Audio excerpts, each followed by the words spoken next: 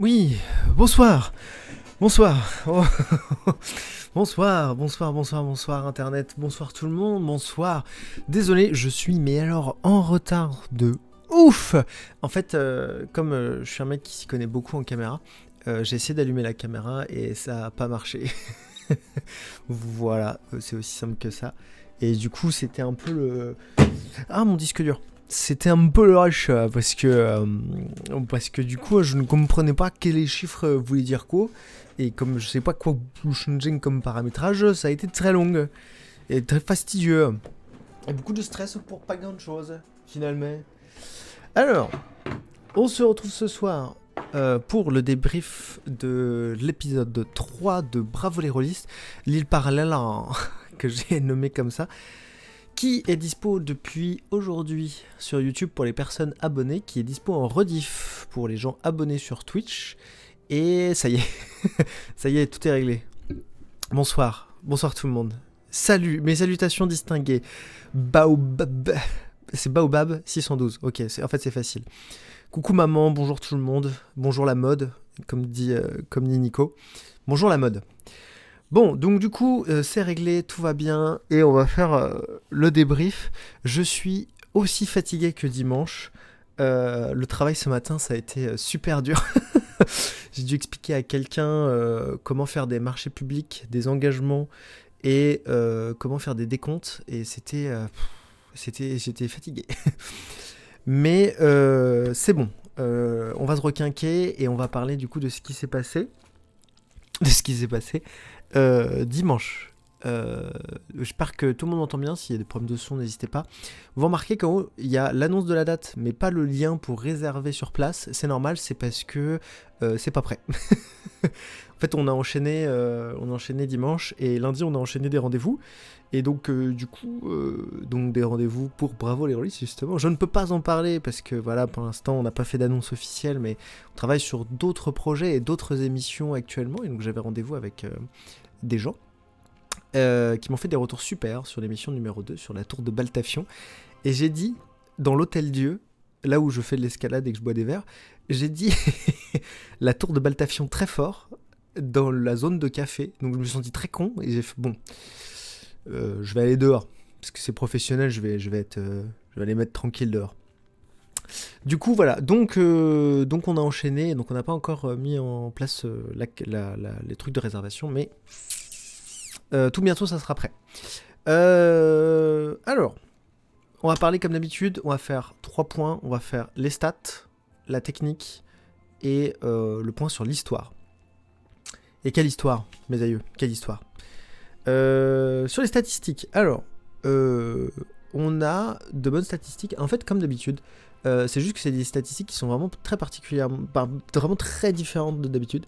On a eu 49 spectateurs différents en tout, on a eu 19 max en pic, et ensuite on a eu 11 de moyenne. Mais ce que j'ai regardé les graphiques, c'est qu'en fait c'était tout le temps la même chose. C'est-à-dire que première partie, on a eu genre en moyenne, je pense, 16. Après, du coup, il y a eu l'entracte, donc les gens sont partis, c'est normal. On est redescendu plutôt un peu en dessous. Et peut-être que du coup, 16, c'était peut-être pas 16, c'était un peu moins peut-être. Bref. Et en fait, on a été continu en fait sur toute la session, les gens restent. Donc ça, c'est la bonne nouvelle, c'est que on arrive à créer une communauté entre nous. Donc c'est parfait. Et on a eu 15 personnes dans le chat qui ont parlé, et donc ça, c'est cool. Il faut vraiment que par contre, j'utilise ma tablette et que je l'arrive à l'agrandir, parce que du coup, j'arrive pas à voir le chat. Et c'est écrit en tout petit, et je me sentais mal de prendre ma tablette et de la regarder comme ça. Alors, je me suis aussi peut-être dit, peut-être que je suis vieux. C'est peut-être ça aussi. Je ne sais pas. Peut-être que je suis juste vieux, et donc du coup, j'arrive plus à voir les choses qui sont écrites en petit. Voilà, c'est pour ça que j'écris très grand maintenant. Et on a eu 20 personnes physiques, dont je pense plus de la moitié étaient des habitués. Donc ça fait plaisir. Ça, franchement, c'est trop cool, parce que du coup, c'est des gens qu'on voit tout le temps et qui sont en mode genre ouais, on reviendra la prochaine et tout. Donc ça fait vraiment trop plaisir. Merci beaucoup à eux. Je sais pas s'ils sont là ou s'ils écoutent les rediffs, mais en tout cas, enfin les débriefs. Mais en tout cas, merci. Ça fait trop plaisir. Et en plus, ils passent tous un bon moment.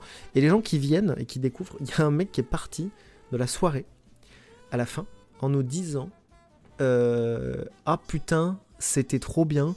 Moi, je déteste les actual plays, je trouve ça chiant comme la mort. Mais là, je me suis trop marré. Donc, trop bien. Donc oui, bah merci. Et bah justement, on va parler de la technique. Alors, déjà, on va dire 2-3 choses. C'est que déjà, ça va spoiler. Hein, je vais parler de l'épisode 3. Donc, pour ceux qui l'ont pas vu, il y aura des spoils, déjà. Il y aura des spoils peut-être pour l'après. J'essaierai de pas trop en faire. Mais bon, merci aux artistes. Parce que je suis désormais une habituée, la gloire. Oui, bravo, 3 épisodes, ça c'est...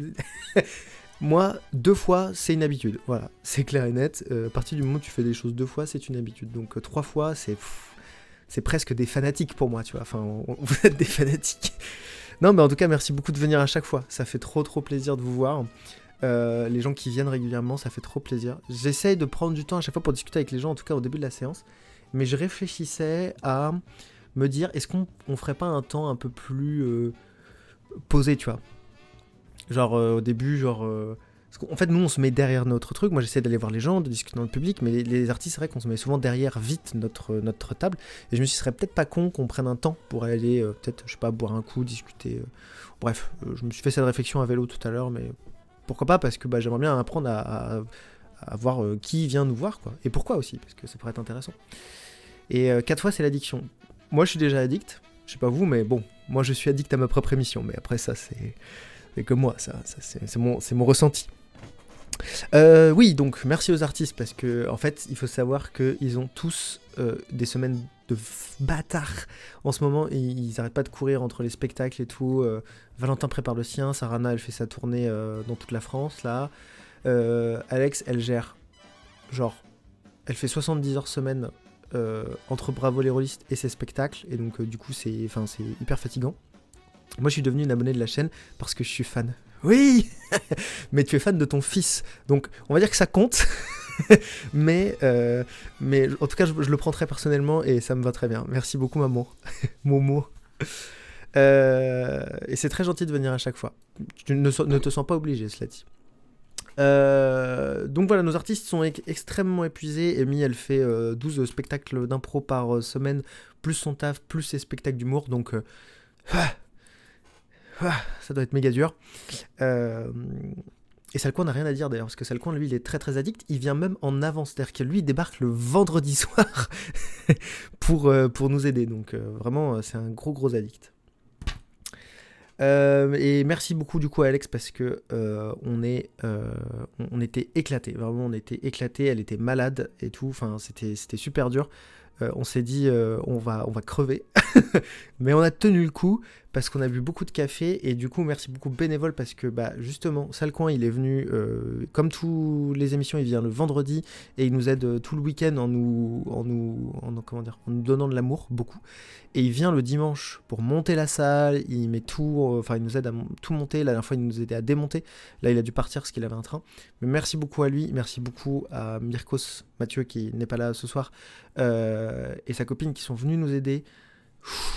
Merci beaucoup parce que sans eux je pense qu'on n'aurait jamais réussi à tout monter, tout déménager, tout mettre en place quoi. Donc Amy aussi du coup parce qu'elle est venue en avance. Bref, merci infiniment à vous et merci beaucoup à Anne Kelly qui doit être encore au travail là je pense, qui nous a ramené 155 € de gâteaux qui allaient être jetés et ils viennent d'Orléans et ils étaient tellement bons. Je suis trop dégoûté d'en avoir mangé qu'un. Ça m'a rendu trop triste. Mais en plus, on n'a pas anticipé, mais j'aurais dû dire à Anne Kelly, ceux que t'as pas donné, on les met au frigo, comme ça on les mangera ce soir. Et j'ai pas pensé. Donc voilà. Donc on a eu, pour ceux qui étaient que en live, bah désolé, vous n'avez pas eu les merveilleux gâteaux venant d'Orléans, de la boutique. Et donc si sa boutique, je crois qu'il s'appelle les merveilleux de Fred, je crois, un truc comme ça. Si la boutique veut s'implanter, ils ont déjà une 20aine de clients. Un peu plus. On en a donné au bar. Ils étaient merveilleux. J'ai fait plein de blagues là-dessus. Voilà, je les ai déjà toutes faites. Et alors, pour vous dire à quel point on se donne physiquement pour que ça marche, je me suis même blessé, regardez. ça se voit vraiment bien en plus à la caméra. Je me suis, mais alors, défoncé la main en pliant une table et ça m'a fait mal. Et je l'ai fait genre au montage, seconde 1. Première table je prends, je me fais ça. Un bonheur. Un bonheur. Et là, ça me gratte un peu. Et en plus, c'est vraiment moche, hein, parce que là, moi, ça a juste plié ici. Mais là, j'ai un bleu comme ça maintenant autour. Bref, je suis pas là pour complain, mais voilà, on se la donne, quoi. On se la donne très fort. Tu vas perdre ton bras. Je pense, en vrai. J'avais moins de force à l'escalade tout à l'heure, donc je pense que je vais perdre mon bras. J'ai quasiment réussi à faire une rouge, j'étais tellement heureux. Une rouge que je travaille beaucoup et que j'avais du mal parce que c'est pas trop mes techniques habituelles. Bref, j'ai pas réussi. Donc c'est pas grave, ce sera pour demain.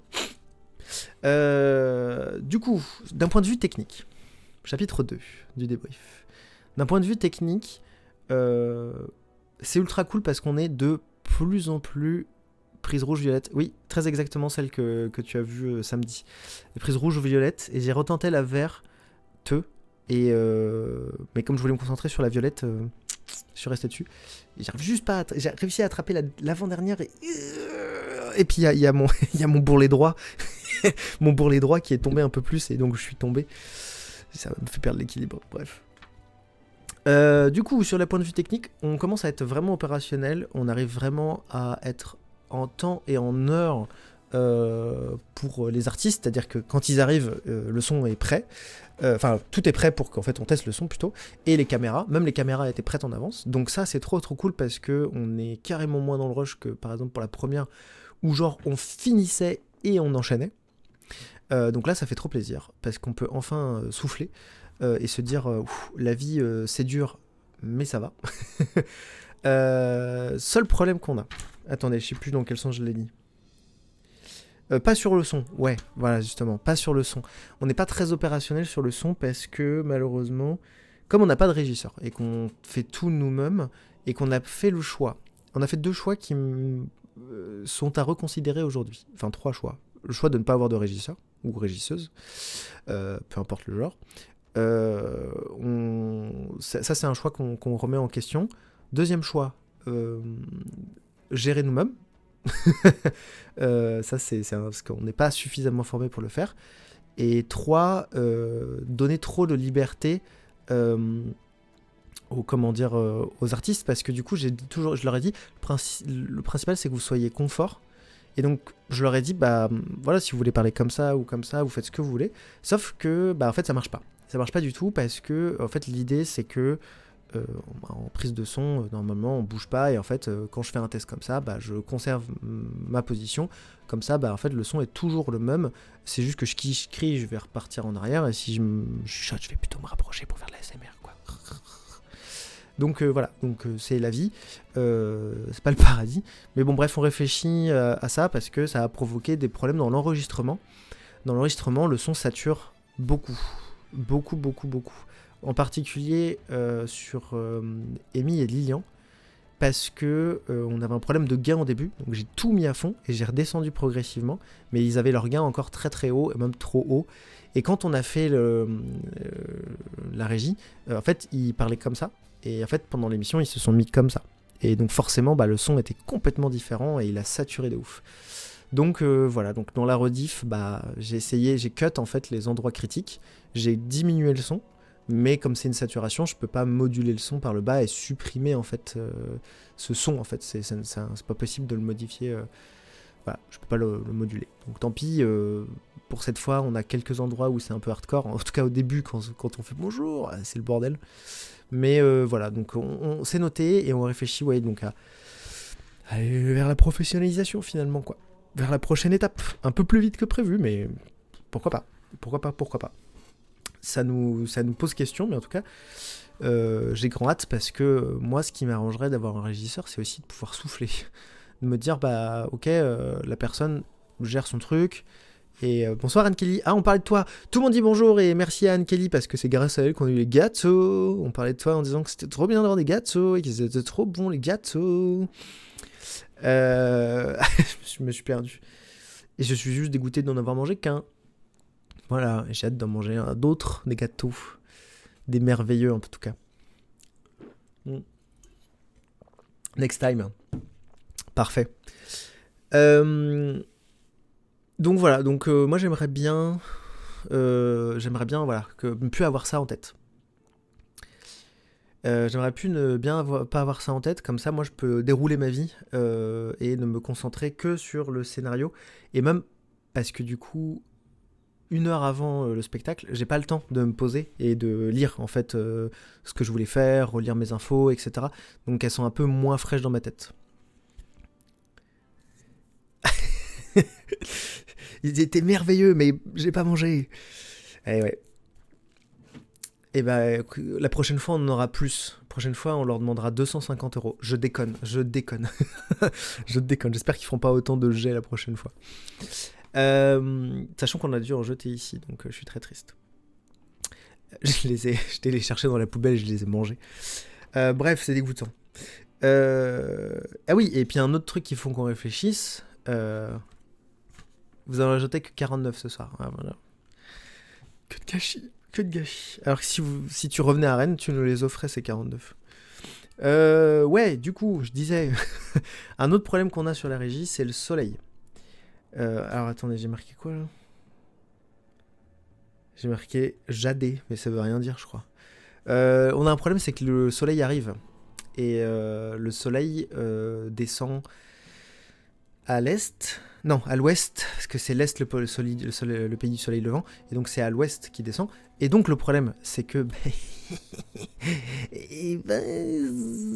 ça nous fait un peu de lumière. Alors moi je suis merveilleusement beau, parce que du coup ça fait un éclair de lumière autour, et ça fait une mise en scène incroyable. Mais ça nique les yeux de la moitié du public qui du coup devait se déplacer progressivement tout autour des tables pour pas mourir, en particulier les personnes qui étaient tout devant. Je pense à Jack, je pense à Ankali qui avait les yeux bleus et qui avait le soleil en plein dans la gueule. J'en ai récupéré pour avoir des verres gratos. Et en plus on t'offrait tes verres. Victoire quoi. Moi j'ai fermé les yeux pendant 10 minutes. Ouais, c'était chouette. Le soleil, c'était terrible. Je ne sais pas s'il y a moyen de fabriquer un pare-soleil en carton. En fait, notre idée est plus d'acheter des draps occultants, genre noirs, ou des trucs de rideau, pour peut-être même juste du rideau, parce que comme ça laisse un peu rentrer la lumière naturelle, mais qu'en fait, genre le soleil soit pas comme il était, quoi. Parce que moi, mon dos, je mourais tellement il faisait chaud dans mon dos, quoi. J'avais toute la batterie derrière, il y avait le téton. Alors, le téton lumineux, c'est la boule blanche pour ceux qui sont sur place et qui nous fait de la lumière sur tout le plateau. En fait, elle émet quand même de la chaleur, genre beaucoup. Il y a le soleil dans le dos et il y a tout le matos, mon PC et tout, qui chauffe parce que il y a OBS, il y a l'enregistrement et tout. Un enfer. J'étais vraiment en sueur. Mais puis l'animation, bien sûr, bien sûr. Mais ouais, on réfléchit à couvrir en fait chaque fenêtre de rideau pour dire en fait on couvre. Comme ça, on n'a plus le soleil qui vient taper. Voilà.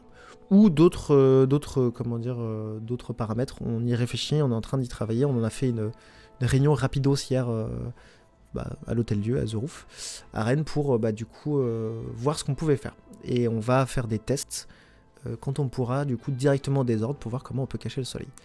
Drap, rideau, bonne idée, mais il faut que ça tienne, quoi. Oui, alors ça sera... Là, on l'a fait pendant la séance, donc effectivement, c'était fait avec du vieux scotch qui tombait, même si ça rendait une mise en scène parfaite, hein, parce que quand c'est tombé, quand je faisais le dieu tiers, c'était parfait. Mais non, cette fois-ci, ça sera prévu avec vraiment... ça sera bien fait. Mais Alex en avait mis un derrière le trio Sarah Anna, Lilian Valentin, donc Glur, Ogurk, Brisis. Elle avait mis pour tester avant la séance. Et en fait, le problème, c'est que ceux-là étaient trop fins. Et comme ils sont trop fins, en fait, pour nous, la luminosité changeait pas sur le point de vue de la caméra, parce que c'était ça qui nous intéressait.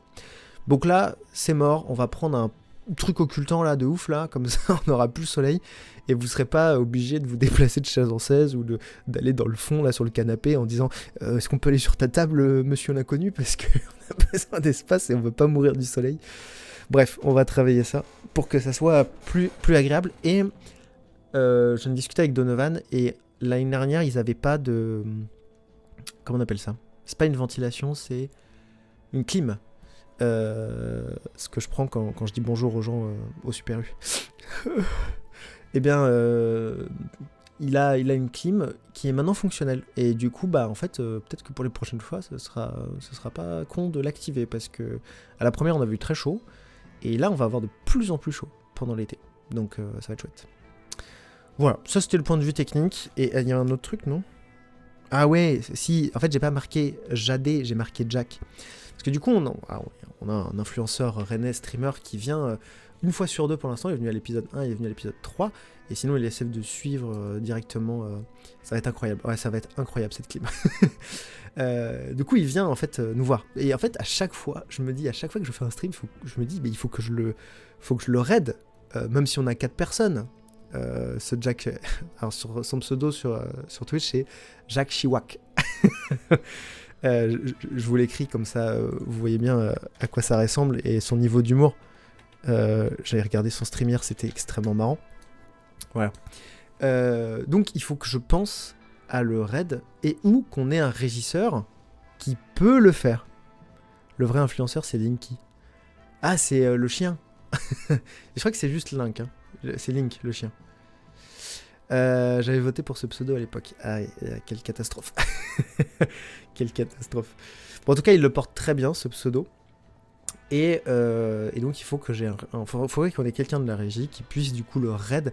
Parce que moi, j'oublie à chaque fois. Et je lui ai dit à la fin de l'épisode, viens, va sur le chat et fais-toi une auto-dédicace pour dire il y a suite sur ton stream. Bref. Point de détail, mais point de détail très important pour moi parce que c'est ça aussi Twitch, c'est la convivialité à la fois avec son public, à la fois avec le public présent, mais aussi avec les autres streamers, les autres influenceurs rennais. Et parce que s'ils nous aiment, ils vont nous ramener du monde, voilà. Et je perds pas le nord et j'y réfléchis moi.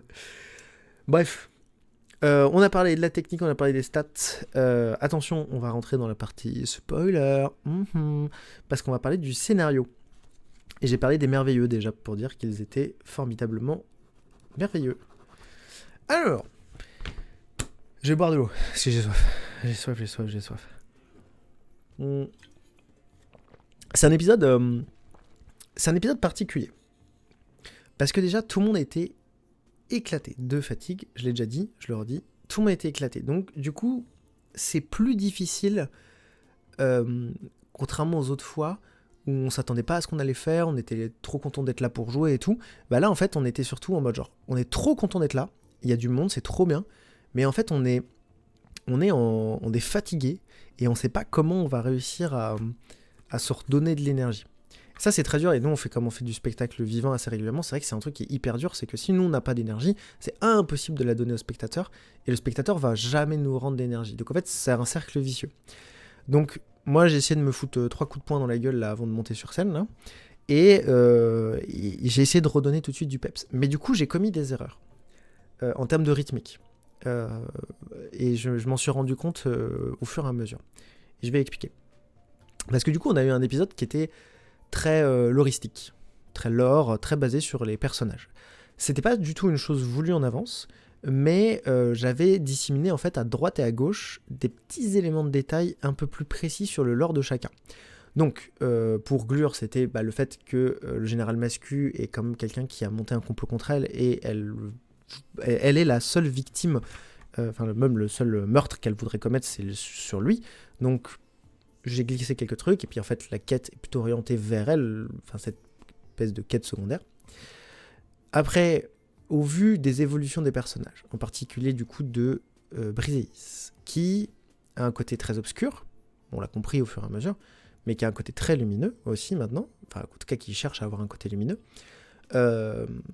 j'ai essayé du coup de faire des communications en fait avec les différentes entités. Et comme elle sait plus ce qui s'est passé, elle sait pas laquelle est la plus juste, laquelle est la meilleure, et qu'est-ce qu'elles veulent en fait.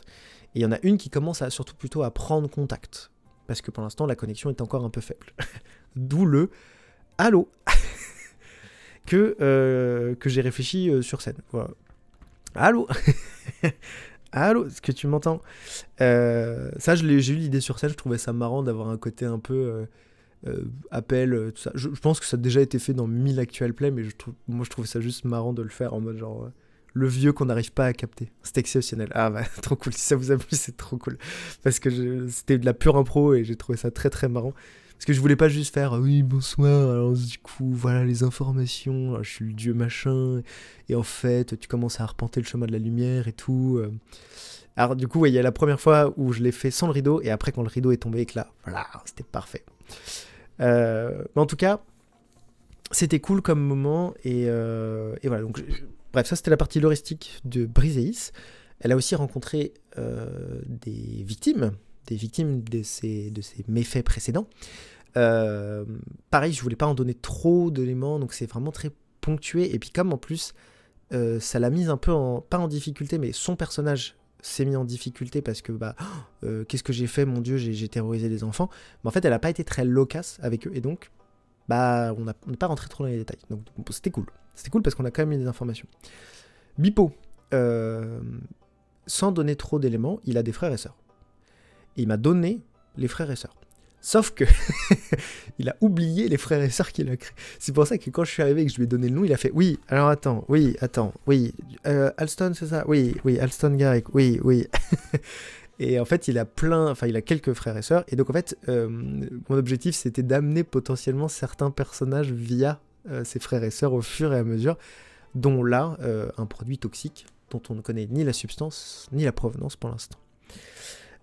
Et tout au début, il y a eu surtout Elara qui a failli se faire tuer par son rival. Donc, quand même, beaucoup de moments de lore. Le gars sarrasin. Trop marrant. J'ai trouvé ça trop bien, le gars sarrasin. Je suis dégoûté de jamais avoir eu l'idée avant. Alors qu'on est en Bretagne, quoi. Genre, vraiment, c'était obvious, quoi. Je sais pas pourquoi j'y ai pas pensé. Bon, c'est pas grave. C'est pas grave, je ne peux m'en vouloir qu'à moi-même. Alors, on commence la session par déjà être plus rapide. Dans l'idée, c'était trop cool de faire des présentations de joueur par joueur. Tu ne peux pas détenir toutes les vannes. Non, mais là, celle-là, je suis dégoûté. En fait, je suis pas jaloux des vannes que font les autres gens, mais celle-là, j'avoue, je suis un peu jaloux. La meilleure étant Valentin avec son « Ah oui, oh mais oui, il y a des moments tellement bien dans cet épisode où il dit, dans mon dialecte, on dit un truc comme « Chais !» Trop bien. Tellement incroyable. Bref, on va y revenir. Je pense que la prochaine fois, en fait, on fera un débrief où on regarde en fait l'épisode et on réacte sur les 3 heures d'épisode. Valentin était exceptionnel. Oui, son interprétation du bourré, il y a même un mec qui est venu lui dire à la fin « Ah, le bourré, tu le tiens vraiment bien. » Incroyable. Et ce qui est bien, c'est que il va recommencer par ça. Parce que vu qu'il a fini la session bourré, il sera encore bourré au prochain épisode. Oui, je suis très content. Moi, je suis très content. Je pense que c'est une très bonne chose. Trop hâte. Ouais, très hâte. Non, il le tient vraiment bien parce que c'est hyper, comment on dit, exubérant et très caricatural. C'est très caricatural comme manière de faire le bourré, mais en même temps, c'est ultra réaliste, je trouve, par rapport à un jeune adulte, au vu de son âge de gnome, qui consomme pour la première fois des substances de ce type-là. Donc, puis, de toute façon, on n'est pas là pour faire du réalisme, on est surtout là pour rigoler. Et en fait, il l'a super bien fait, et il l'a tenu jusqu'au bout, et sans moment de faiblesse et tout. Incroyable, au top. Du coup, oui, pour le début, l'idée c'était d'aller plus vite parce que moi j'aimais bien présenter les personnes une à une, mais c'est vrai que c'est quelque chose qui prend du temps, parce qu'il y a de l'applaudissement, parce que du coup, c'est pas très rentable par rapport à Twitch, dans le sens où on n'a pas encore un micro d'ambiance, et donc du coup les applaudissements on les entend, mais on n'entend pas non plus comme nous on l'entend dans le public. Donc c'est vrai que ça donne de l'énergie, mais en même temps c'est peut-être un peu long et un peu fastidieux, même pour les gens dans le public, à applaudir au fur et à mesure. Donc je me suis dit, cette fois-ci, peut-être qu'on peut faire un applaudissement long et du coup un tir groupé. Et en plus de ça, ça nous permet de gagner du temps sur l'épisode et de faire du coup plus de contenu. Voilà, c'était un peu notre objectif avec Alex, on en avait parlé et c'était plus logique pour nous de faire ça. Et donc on a enchaîné très rapidement avec le début où Dulbar est venu faire le débrief. Donc, Dulbar, je rappelle, c'est un personnage qu'ils ont croisé dans le premier épisode qui leur a donné un slibard magique de téléportation qui leur permet de faire appel à Dulbar de temps en temps. Et c'est un personnage qu'on a créé avec Alex lors d'un chemin, d'un pré-scène. Il a fait le débrief. Il n'a pas fait le débrief, il a fait le résumé de l'épisode 2 en amont du lancement de l'épisode 3. J'ai raté le meilleur, quoi. Alors, il faut savoir que Dulbar est très triste de ne pas être intervenue sur l'épisode 2. Donc c'est pour ça qu'elle a fait Dulbar sur l'épisode 3. Est-ce que Dulbar va revenir ? On espère tous. Mais si vous vous souvenez bien de la fin, il y a son frère. Donc, il y a forte probabilité qu'on recommence même peut-être par ça. Donc, bon, bref, j'en dis pas plus. En tout cas, c'était très cool parce que un truc que moi j'aime pas trop, Dulbar c'est le bébou, Dulbar bébou. Ce qui m'angoisse moi dans les actual plays des fois, c'est que on fait un résumé en mode genre telle personne dit juste il s'est passé ça, il s'est passé ça, il s'est passé ça. Et moi je trouve toujours ça un peu dommage parce que je me dis bah il y a moyen de l'amener mieux, et on n'a pas encore une production comme Game of Thrones où on peut diffuser une énorme vidéo avec une actrice de doublage qui le fait, des peintures et tout. Quand on aura l'argent, on le fera peut-être, j'en sais rien. Mais en tout cas, je veux aussi que ça soit fait un peu de manière fun et rigolote. Je pense que Dulbar est un très bon exemple. Est-ce qu'on réutilisera Dulbar à chaque fois ? J'en sais rien. Mais en tout cas... Mais non, alors vous me dites ce que vous en pensez. On demande à Valentin s'il est d'accord de faire l'épisode en bourré. Il résume l'épisode 3, bourré. Je pense que c'est une idée de génie. Mais voilà, vous me dites ce que vous en pensez. Si le public acclame cette idée, on sera obligé de lui demander. Voilà, je vous laisse. Je vois qu'Anne Kelly a déjà dit oui, donc forcément. Si voilà, vous pensez que c'est une bonne idée, meilleure idée. Alors, je vais me le noter, mais rappelez-le moi tout à l'heure. Je vais peut-être oublier cette information, mais je lui en parlerai tout à l'heure. Oui. Résumé, épisode 3. Donc ça, c'est lui qui va commencer la session. Oui ou oui. Donc on n'a pas vraiment le choix. Oui ou oui. Donc ça sera probablement ça. Je lui demanderai s'il est d'accord, mais bon, il n'y a pas de raison. Je suis sûr qu'il adore faire ça en plus. Je vais juste lui écrire un texte en lui disant « Je t'écris ça », parce que des fois, je pense qu'il oublie les informations. Il a regardé le résumé de l'épisode 2 qu'on a fait sur TikTok et Instagram. Il l'a regardé avant que l'émission commence, donc vraiment genre juste avant. Du coup, je vais lui proposer ça, lui écrire un texte et lui dire « Tu improvises sur le texte, tu fais ce que tu veux, et on verra comment il s'en sort. » S'il est d'accord, toujours, bien sûr. Ça j'ai déjà dit. Alors... début d'épisode, on reprend avec du coup Varta qui commence à discuter avec les autres joueurs et qui commence à leur dire c'était mon meilleur ami et vous avez tué mon meilleur ami, Baltabarbe, pardon. Le Baltabarbe, pas le Baltafion. Et sans trop spoiler, sans trop donner, parce que je sais pas si les joueurs vont écouter la rediff après, donc Varta leur dit je ne vous aiderai pas, ou moins en tout cas. Et en fait, moi, ce que j'ai fait, c'est que Varta, je lui ai donné un bonus. Un bonus de ouf. Pour les joueurs, dédié aux joueurs. Dans le sens où Varta, il pouvait... Si vous voulez, il pourrait presque être un Deus Ex Machina. Pour ceux qui ne connaissent pas la mécanique, c'est que pendant la Grèce antique, pendant le théâtre, on faisait descendre une statue de Dieu au milieu de la scène pour résoudre une situation qui était impossible. Et c'est ce qu'on appelait du coup la machine de Dieu. Et donc la Deus Ex Machina. Très mauvaise traduction grecque, mais vous voyez l'idée. Et donc, aujourd'hui, dans l'écriture scénaristique, on appelle ça un Deus Ex Machina quand effectivement une situation paraît insolvable et que tout d'un coup, un élément quasi mystique et ou un élément du scénario débarque et qu'on dit « Ok, bon, c'est bon, tout le monde est sauvé grâce à cet élément qui n'aurait jamais dû arriver. » Bref. Et en fait, je voulais l'utiliser comme bonus pour que les joueurs, ils aient un peu... ils puissent sauver les miches dans au moins une circonstance particulière ou compliquée. Mais à côté de ça, j'ai créé aussi un barème de sympathie, de relation, un peu comme un Sims. Et donc, moins ils faisaient d'actions bien envers lui et moins ils avaient de sympathie envers lui, moins ils l'aimaient. Donc, potentiellement, vu qu'ils ont tué son meilleur ami, il a fait bout.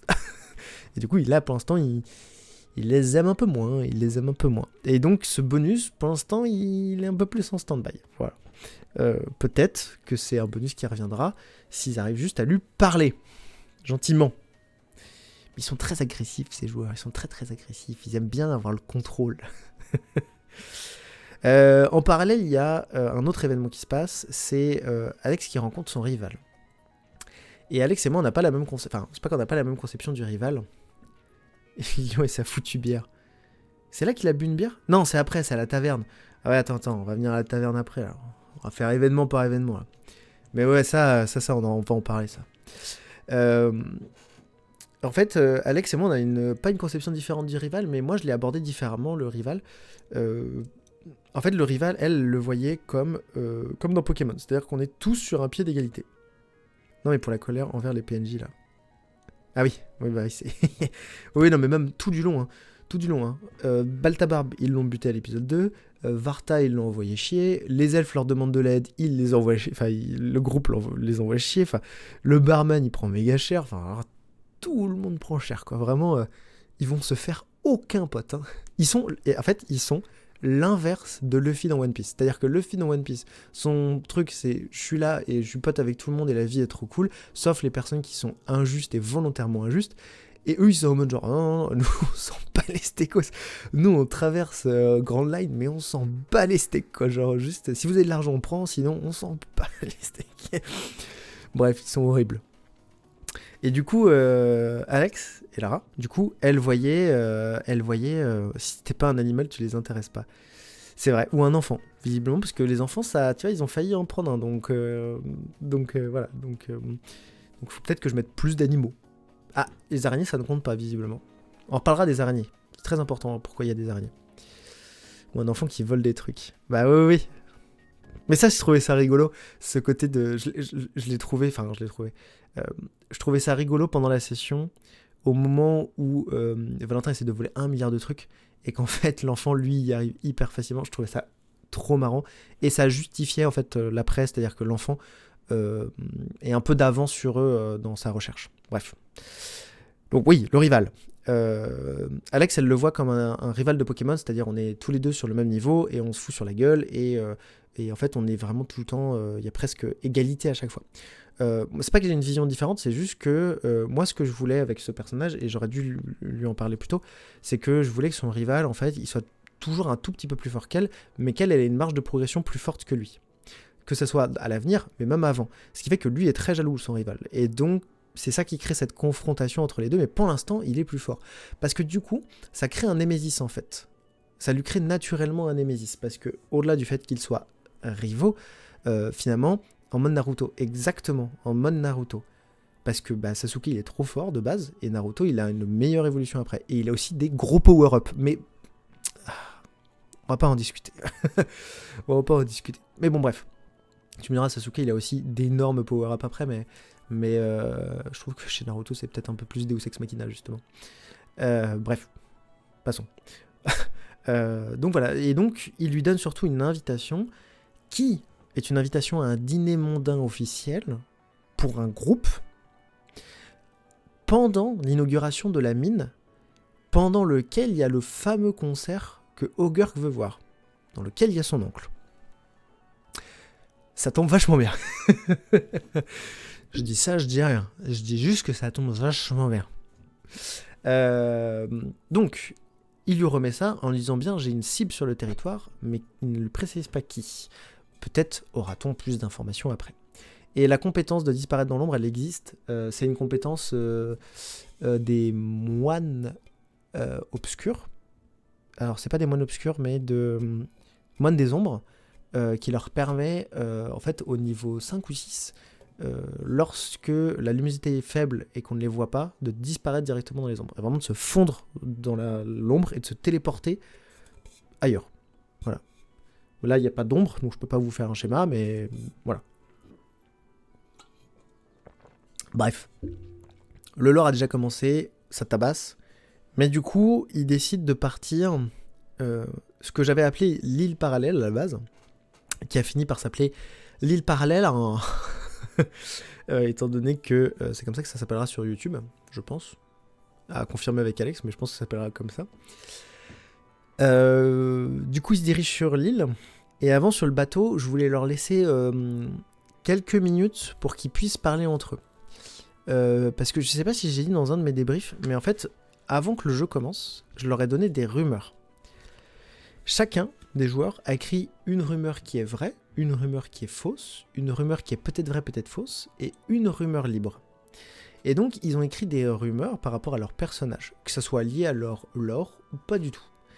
Et en fait, l'idée, c'est quand je leur donne ça, c'était qu'en fait, ça crée de la cohésion entre les joueurs, et qu'en fait, ils commencent à échanger entre eux sur un tas de sujets, peu importe. Et donc, ça peut être, je peux pas citer, mais quelqu'un qui peut être marié dans une autre ville avec quelqu'un, et il y a la rumeur comme quoi il est marié. Bref. Et donc, l'idée, c'était de leur créer un temps pour qu'ils puissent en parler.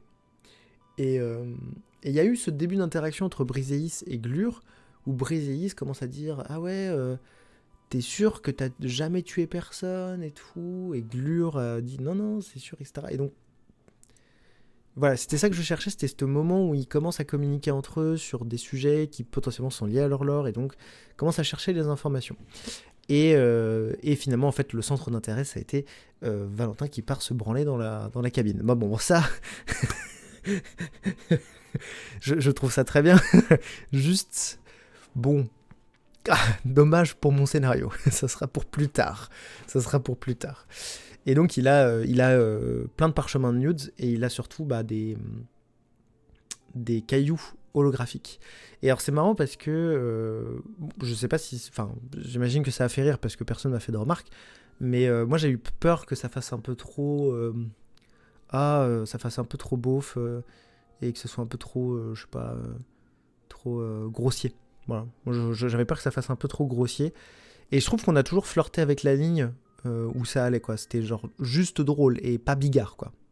Bigard étant là, grossier et vulgaire étant là, nous on était juste là, je pense, là où c'est drôle, quoi. J'essaie de faire ça bien, voilà.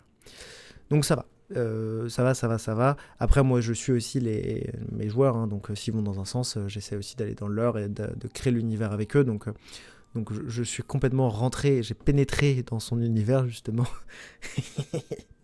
Ah, je m'excuse.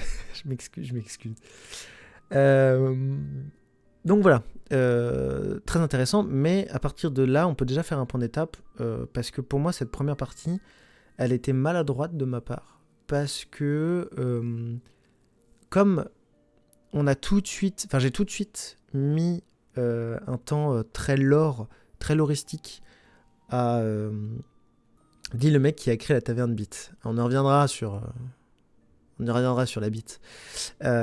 C'était drôle et pas trop billard. Bon, tant mieux. J'ai créé une taverne qui s'appelle Beat et une auberge qui s'appelle Anus. Donc, effectivement, je suis pas très mature comme personnalité. Mais non, mais tu vois, c'est c'est de l'humour subtil. C'est de l'humour vulgaire, mais subtil. Parce que c'est pas marqué Anus, hein, c'était marqué l'auberge nocturne, je sais plus quoi, là, du sauveteur. Donc moi, mon point d'étape, c'est qu'on a dû faire à peu près, là, on était peut-être déjà à 20-30 minutes d'émission. Le problème, c'est que on a abordé tout de suite le lore d'Alex et d'Elara, avec son rival et tout. Et en fait, du coup, c'est vrai que y a pas eu de temps de chauffe. Et donc, c'est vrai que tout de suite, se mettre dans son personnage et tout, c'est pas si simple que ça. Enfin, je vous le dis à la fois en tant que KMJ, mais aussi en tant que personne qui monte sur scène. Quand on arrive sur scène, nous en stand-up, en humour, même si on a 15 minutes, on a une petite minute pour se mettre bien dedans, mais et puis faire monter au fur et à mesure la sauce. Quand on a 7 minutes, faut être quasiment tout de suite dedans, parce que 7 minutes, c'est mine de rien, c'est vachement court. Mais en tout cas, c'est que y a un temps de chauffe. Là, on a 3 heures, faut pas consommer l'énergie tout de suite et tout.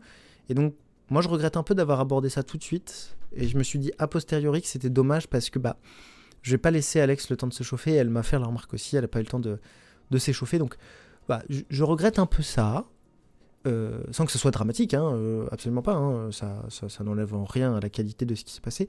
Juste, j'y réfléchirai pour la prochaine fois de me dire, vaut mieux, par exemple, dans ce cas-là où ils sont séparés, peut-être se concentrer sur là-haut, faire peut-être appel à un souvenir d'un truc, histoire que les gens se remettent dedans, et ensuite revenir sur le lore. Ou peut-être même faire une espèce de flashback, genre Elara est remontée sur le bateau, et en fait on fait un flashback au bout de 30 minutes d'épisode pour dire qu'est-ce qui s'est passé pendant ce temps-là. Bref, c'est à moi de faire ça d'une autre manière, et pareil, les laisser parler pendant 5 minutes, très bonne idée, mais peut-être plus en fin d'épisode, là où ils sont vraiment chauds. Bref. Je sais pas si pour vous ça a changé quelque chose en termes de... Si vous avez senti qu'il c'était plus faible au début, ou si ça allait, je sais pas trop, mais en tout cas, moi, c'est ce que j'ai ressenti. Je sors boire une petite bière. Bonne soirée à toi, Kelly, bonne bière, à la prochaine. Oui, j'allais le dire, même pour le public, c'est un début un peu rude. Ouais, ok, bon, bah, c'est noté. Et en fin d'épisode, ils sont fatigués. Oui, en fin d'épisode, ils sont fatigués. Alors, pas sur cet épisode 3, parce que sur cet épisode 3, à la fin, ils étaient méga chauds. Putain, il y avait le bourré qui arrêtait pas, il y a le mec qui faisait de la musique qui détestait tout le monde, qui voulait continuer à détester tout le monde, il y avait celle qui avait fumé de la sauge et qui avait entendu des voix, qui était prête à sauter d'un pont, enfin, c'était n'importe quoi. Mais effectivement, le début était peut-être un peu rude et moins dans cette ambiance un peu, il se passe tout de suite des événements et en fait c'est ultra rythmé dès le début, il se passe plein de trucs et paf paf paf et ensuite ça se calme. Et je pense que c'est plus comme ça maintenant que je vais construire mes épisodes en disant on se fait bien 15 minutes de bonne chauffe là, on fait plein de trucs, il se passe bien des trucs hardcore là et après on recalme le jeu pour être détendu. Salut, est-ce que t'es proche LFI? J'ai l'impression de t'avoir déjà croisé en manif. Salut PGMMA. Alors je ne suis pas proche LFI. Moi je suis par contre je manifeste, ça m'arrive. Je manifeste pour mes droits sans pancarte politique. Voilà. Je suis apartisan comme on dit. Pour l'instant. Sacrée entrée en matière. Ouais, écoute, chacun son entrée en matière. Après peut-être que je ressemble à beaucoup de manifestants. J'ai peut-être une gueule de manifestant, j'en sais rien. Bref, en tout cas, ça c'était les 15 premières minutes. Et en tout cas, moi j'ai adoré, j'ai quand même bien aimé cette partie lore que j'aimerais continuer de travailler, mais plus tard. On arrive sur l'île. Donc sur l'île, ils arrivent. Tout le monde était content d'arriver. On va enfin découvrir une nouvelle île et surtout, on va enfin. Pour moi, j'étais content de présenter cette île parce que je l'avais réfléchi avant même le début du projet. C'était une idée que j'avais pour d'autres campagnes. Et donc, j'avais plein d'idées de brouillon. À la base, je voulais que les deux îles soient vraiment rivales et je voulais une île elfe magnifique, comme ça a été le cas, et une autre île très cocon araignée, et vraiment très sale, etc. Et parce que je voulais créer un scénario d'enquête et qui jouait sur la confiance. C'est-à-dire le côté, en fait, les elfes, ils sont beaux, voilà, donc on a toujours l'impression que c'est les gentils. Et à côté de ça, les araignées, forcément, ils ont l'air d'être méchants parce que la forêt est morte et puis ils ont des cocons partout. Enfin, bon, bref, un truc horrible, quoi. Et je me suis dit, c'est peut-être un peu trop gros parce que du coup, évidemment, que ça serait les elfes qui soient les méchants, c'est évident. Je me suis dit, merde, c'est évident, en fait. Tout le monde va se dire que je veux faire passer des méchants pour des méchants et que je ne fais que des... que je banalise finalement sur du physique.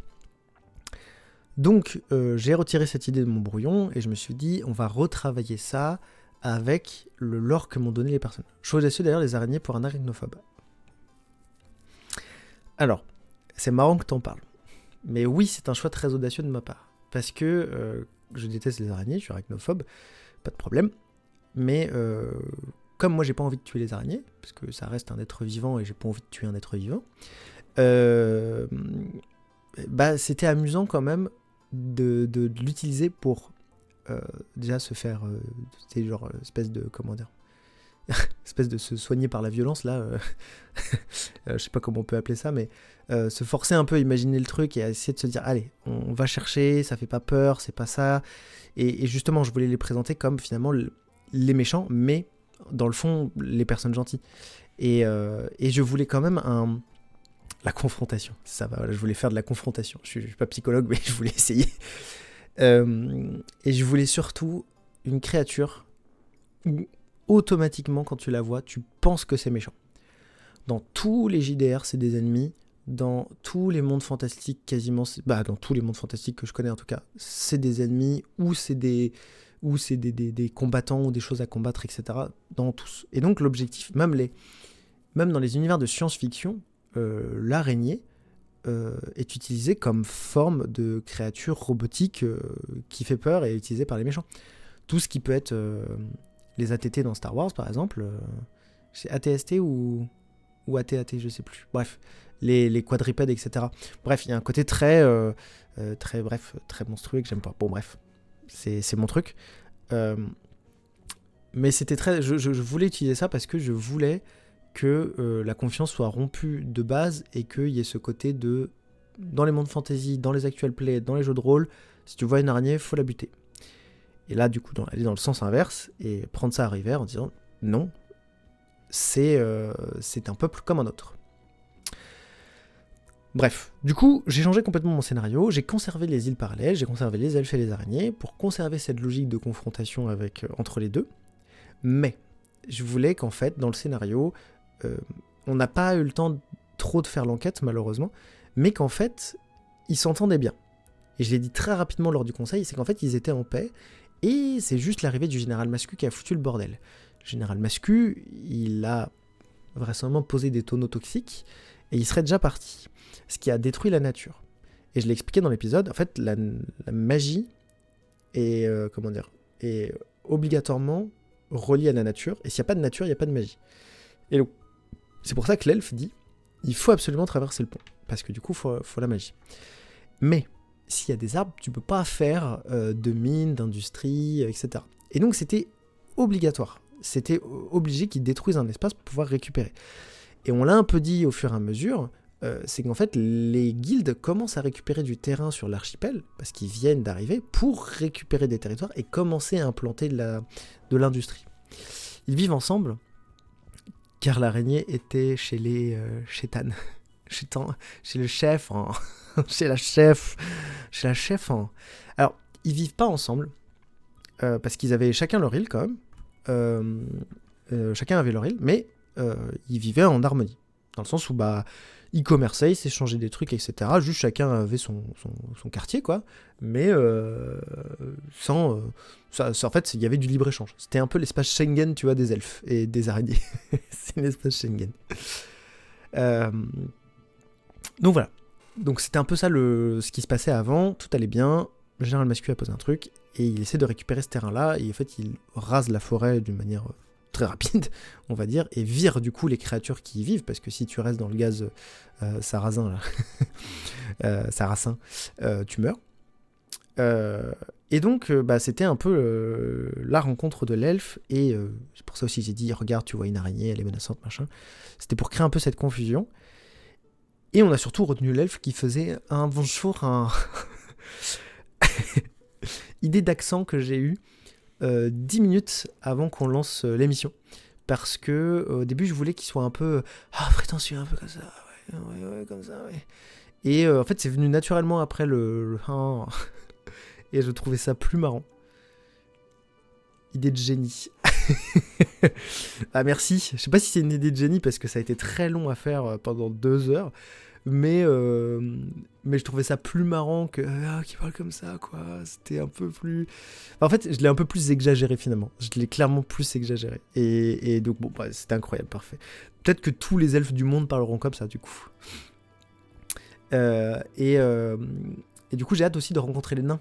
Quand il y aura des nains dans ce monde fantasy, là, j'ai hâte de les rencontrer et de leur trouver un accent, je sais pas, du Nord, un truc comme ça. Un ch'ti, quoi. Gérald Mascu, c'est un peu le méchant d'Avatar. J'imagine physiquement comme ça. Je connais... Ah oui. Oui, je vois. Ok, je pensais à Avatar, le dernier maître de l'air. Avatar, tu parles du film de James Cameron, dont je n'ai toujours pas vu le 2. Oui, carrément. Tu peux l'imaginer comme ça. Je le décrirai en temps utile. Je laisse ton imagination vivre sa vie. Mais peut-être. Peut-être qu'il lui ressemble. Peut-être que c'est lui, en effet. Nous verrons bien. Mais alors pourquoi j'utilise le général Mascu En fait, ça je peux le dire en fait. Il n'y a pas de problème en fait. Ça avance pas trop sur le lore de Sarana, mais ça vous expliquer pourquoi il utilise des produits toxiques. C'est parce que je voulais absolument utiliser la masculinité toxique. Je voulais qu'il y ait j'aimerais bien, je sais pas si ça va vraiment ressortir de ce qu'on est en train de créer, hein, mais j'ai vraiment envie qu'il y ait des propos importants sur sur en fait le monde, hein, et le monde contemporain en particulier, donc évidemment sur l'écologie, et donc en fait tout ce que je raconte sur l'industrialisation, etc., ça en fait partie, et le fait qu'il utilise des produits toxiques pour détruire la nature, alors qu'on est obligé d'avoir la nature pour utiliser les forêts, bah typiquement c'est ce truc-là qui fait que c'est amené en fait c'est ce lien avec l'écologie, et la défense potentiellement du coup de la nature pour éviter de perdre la magie. Et le général Mascu, parce que je voulais que ça soit une personne toxique, et j'insiste sur le mot du coup toxique, parce que bah, c'est un incel classique, méchant, qui pense que c'est le mal alpha et que les femmes n'ont rien à faire. Je n'en dis pas plus parce que pourquoi il est plus mascu que d'autres, Sarahana l'expliquera bientôt. J'aime beaucoup ce truc des 2 îles jumelles et des araignées Chilax. Je trouve que l'effet était réussi. Ah, cool. Bah écoute, tu m'envoies ravi, ça me fait trop plaisir parce que du coup, je voulais vraiment que ça ressorte et j'avais peur que ça soit un peu trop facile, on va dire, dans l'écriture. Putain, j'arrive pas à croire que j'ai pas percuté mascu et tonneau toxique. C'est normal. En vrai, c'est normal parce que vous n'ayez pas tout percuté encore. Parce que moi, je sais ce que Sarahana, ce que j'ai écrit, parce que c'est moi qui ai écrit le lore de Sarahana. En fait, je sais ce que j'ai écrit et je sais ce que je voulais mettre en avant. Et donc, oui, moi, j'ai les liens entre les trucs. Quand je dis une phrase et que derrière, il y a par exemple les tonneaux toxiques, évidemment, moi, tout de suite, dans ma tête, voilà, je le vois. Mais c'est normal que vous preniez du temps à le voir ou que ça a du mal à ressortir. En tout cas pour l'instant, mais au fur et à mesure, vous allez repercuter 2-3 trucs. Donc c'est cool. C'est cool s'il y a encore des petits secrets ou des choses comme ça que vous allez percevoir. Il y a d'autres surprises, en tout cas, j'espère que j'arriverai à les ressortir. Donc du coup, voilà. Là, je suis rentré un peu plus deep dans comment je l'écris et comment je le vois. Mais du coup, la suite, c'est qu'il ramène, il tente de le ramener du côté de la nature pour utiliser la magie et le ressusciter. Il existe des sorts de résurrection dans Donjons et Dragons. Moi, j'utilisais le sort de résurrection qui demande d'utiliser un diamant, de sacrifier un diamant, alors que les diamants n'ont pas tant grande valeur que ça, bref, pour ramener les gens à la vie. Mais je voulais tester quelque chose. Je voulais jouer avec le public. Et je trouvais pas dans l'écriture de mon scénario un moment où je pouvais jouer avec le public, parce que je me dis, est-ce que je les fais jouer le conseil? Mais du coup, il faut que chacun ait un truc à dire, mais du coup, les gens vont peut-être pas vouloir jouer, ou c'est un peu plus lourd. Ça va peut-être être un peu compliqué, même à mettre en place. Dans la fouille des maisons, ça va être un peu bizarre. Dans la taverne aussi. Bon, allez, je trouve un autre moment, et je trouvais ça sympa qu'en fait, il y ait cette corrélation de travail d'équipe entre les joueurs et le public. En disant, bah, vous allez tenter de le sauver, mais vous aussi. Et si l'un de vous rate, il meurt. Et je trouvais ça super sympa, et donc je me suis dit, c'est cool si je fais une espèce de jeu de rôle dont vous êtes le héros. Alors, c'est vraiment, c'est vraiment la même chose, hein. Un jeu de rôle dont vous êtes le héros, ça n'a pas de sens, parce que vous êtes les héros de votre jeu de rôle, mais bon, bref. Je voulais que le public incarne en fait ce personnage qui va mourir, et fait son transfert d'âme, et est-ce que du coup il est digne de revenir en ayant fait des bonnes actions, ou est-ce qu'il a fait des choses horribles? Et c'était cool cette idée, mais je regrette la manière dont je l'ai fait, parce que je voulais pas que, comme la caméra est braquée sur les joueurs, que les joueurs ils vous regardent le public comme ça, quoi. J'aurais trouvé ça hyper long, et ça aurait été hyper chiant, je pense, pour Twitch. Du coup, je me suis dit, vaut mieux demander, leur faire quelque chose. Et donc au début, je voulais leur faire des labyrinthes en dessin, et qui dessinent des labyrinthes, mais je trouvais pas ça hyper visuel non plus, et je trouvais ça un peu trop enfantin. Et je me suis dit, putain, oui, mais c'est trop bien de refaire un Lego ou un truc comme ça, un truc physique. Et donc j'ai séparé les compétences avec, d'un côté vous avez le matériel, d'autre vous avez la notice, mais ça a provoqué en fait beaucoup de bordel, je trouve. Et donc c'était hyper dur pour moi d'animer le truc avec ce qui se passait autour, garder en tête mon scénario, essayer de donner du relief à ça, parce que bah du coup je savais que c'était déjà très simple, hein, le côté digne du scénario, là où les bons choix étaient faciles pour le public. Je savais qu'ils étaient faciles, mais je voulais plus appuyer sur, bah voilà, vous êtes sûr, la bourse, ça permettrait de payer vos études, etc. Malheureusement, je ne l'ai pas fait. Donc ça, c'est un peu ma faute. C'est un peu ma faute, mais je trouve que l'idée est bonne. La mise en pratique ne l'est pas. Voilà, c'est mon point de vue. C'est mon point de vue. Je ne sais pas ce que vous, dans le public, vous en avez pensé. Je sais que Nico était en même temps sur Twitch et en même temps, du coup, dans le public. Donc, peut-être que lui aura une meilleure idée, enfin, une polyvalence dans son idée avec le côté, sur Twitch, c'est cool, ça rendait bien parce qu'il y avait de l'activité. Et en même temps, du coup, dans le public, est-ce que ça rendait bien, pas bien ? Voilà. J'attends votre retour. Vous me direz la prochaine fois, quand on se croisera, ce que vous en pensiez. Mais bon, moi, je suis quand même... je suis sceptique sur la manière dont ça s'est passé. Et j'ai pas regardé dans la rediff, il faudrait que je regarde dans les extraits pour voir comment ça rend. Je n'ai ni vu sur Twitch, ni dans le public. Bah, t'étais là. J'étais trop au fond. Ah, oui, donc du coup, forcément, tu étais moins intégré. Du public, je trouve que c'était pas tant bordélique, mais du coup, j'ai pas trop suivi la construction des Lego. Ok. ok. Bah, je voulais justement regarder la rediff. Ok. Pour la construction des Lego, rien de spécial. En fait, ils ont reconstruit le bateau Playmobil que j'ai acheté. Donc, il n'y a rien de passionnant. C'était juste que, du coup, c'est bien que vous, dans le public, vous ne l'ayez pas suivi, parce que c'était pour Twitch. Donc, si Twitch l'a suivi, c'était le principal. Et que, du coup, ça continue à créer une espèce de truc qui a un peu de mimique, entre guillemets. Mais voilà, bon. En tout cas, je regrette dans la mise en œuvre, tant pis. Même si je trouvais ça sympa, cette cohabitation entre le public et les joueurs. Donc peut-être la prochaine fois on le fera en différé, peut-être, j'en sais rien. Je trouve que c'était pas mal, c'était plus Lego pour Twitch et nous on t'écoutait. Ok, bon alors c'est moi qui me fais des films. Du coup c'était triste quand on échoue alors qu'on voulait sauver Willy. On voulait sauver Willy. Oui, je suis désolé du coup.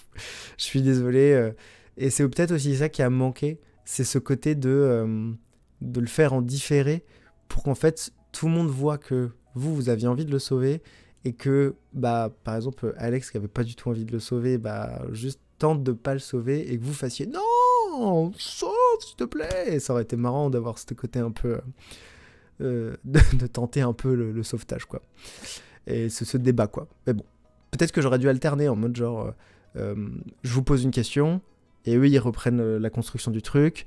Je vous pose une autre question et en fait dès que je dis stop, ils ont 30 secondes pour faire 2-3 trucs. Stop, pause, vous n'avez plus rien à faire, je repose une question, dès que la question est répondue, paf, on continue, on enchaîne, ils ont le droit à 1 minute, 30 secondes, j'en sais rien, et on voit comment ça rend à la fin quoi. Voilà, peut-être que ça sera refait, peut-être que ça sera réutilisé, comme l'idée du combat avec le ABCD, peut-être que ça sera réutilisé, je sais pas trop. C'est aussi des tests, donc c'est sûr qu'un jour je réutiliserai ce qui fonctionne bien, on va pas se mentir.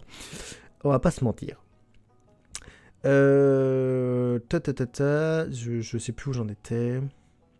Ah oui, donc, ils arrivent au conseil.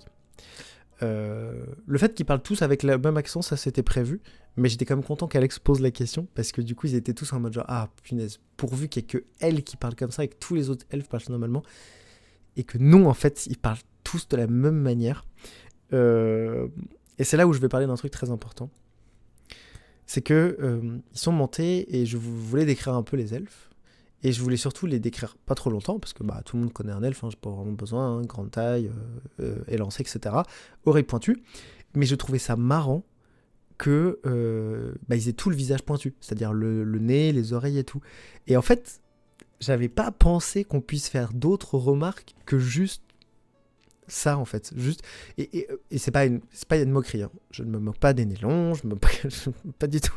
Mais moi, j'étais en mode genre... J'étais en mode genre c'est juste marrant qu'ils aient un autre truc que les oreilles pointues, et ça n'a pas pris, voilà, on a dit que et on a fait des blagues sur les nazis, donc j'ai fait voilà, super, c'était pas ça qui était prévu. Ce qui fonctionne bien, c'est les sondages, ça nous rend tous acteurs. Alors actuellement et en toute transparence, nous on se concentre beaucoup sur le public en présentiel parce que c'est un public qui se déplace, c'est un public qui est présent en face de nous. Et pour le rendre actif, on fait des choses vis-à-vis du public. Et le public Twitch, pour l'instant, est un peu en arrière parce que ça nous demande, en fait, ça nous demande des manipulations. Et donc, on n'est pas encore apte à faire ça, même si on peut juste poser la question et attendre le retour.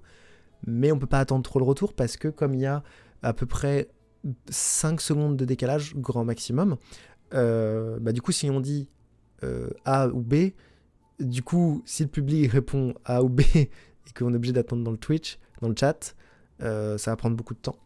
Donc voilà. Donc pour l'instant, surtout que je sais pas pour vous, mais moi, c'est vrai que des fois, quand j'écoute des actual plays, je fais ma vaisselle à côté. Donc c'est vrai que le temps que je m'essuie les mains, que je réponde aux trucs, ça prend du temps.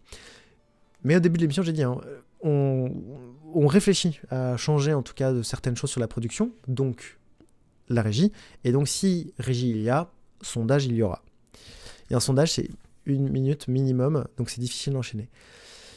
Et alors, c'est là où moi je réfléchis beaucoup à cette idée, mais j'essaie d'en mettre un peu. Et c'est déjà extrêmement gentil de ta part. Mais moi je réfléchis plutôt à ce côté de, si on met ça en place, on va différencier entre le public sur place, qui lui aura plus d'interactivité directe, et le chat Twitch, qui lui aura plus de conséquences long terme. Genre par exemple, on va annoncer dans le sondage Twitch, ils vont rencontrer un personnage, et comment ce personnage va se comporter avec eux. Est-ce qu'il sera agressif? Est-ce qu'il sera gentil? Un peu comme fait Game of Thrones. Je pense que ça peut être une idée qui est assez simple à mettre en place et qui à la fois rend acteurs les gens, hein, et nous ne demande pas non plus d'être une cadence de travail trop forte. Je réfléchis à peut-être d'autres méthodes pour le faire, parce que j'aimerais que tout le monde soit acteur autant sur Twitch que sur le truc. J'en profite pour faire ma pub. Le 25 avril, je lance un nouveau concept qui s'appelle le live dont vous êtes le héros. Donc venez venez, parce que c'est là où on va parler des PNJ qu'on a rencontrés dans Bravo les rôlistes. Je vais en reprendre un et on va raconter son passé. Et là, vous aurez le droit de choisir ce qui lui arrive. Donc là, il y aura de l'interactivité à fond. Et là, les sondages, en fait, c'est pas que vous serez acteur, c'est qu'en fait, c'est vous le personnage. Donc j'espère qu'il y aura du monde, parce que sinon, je parlerai tout seul et je ferai mes choix tout seul. Voilà. Ou alors j'attendrai qu'un bot réponde, et je prendrai la première lettre qu'il a répondu. Bref, je m'éloigne du sujet du débrief.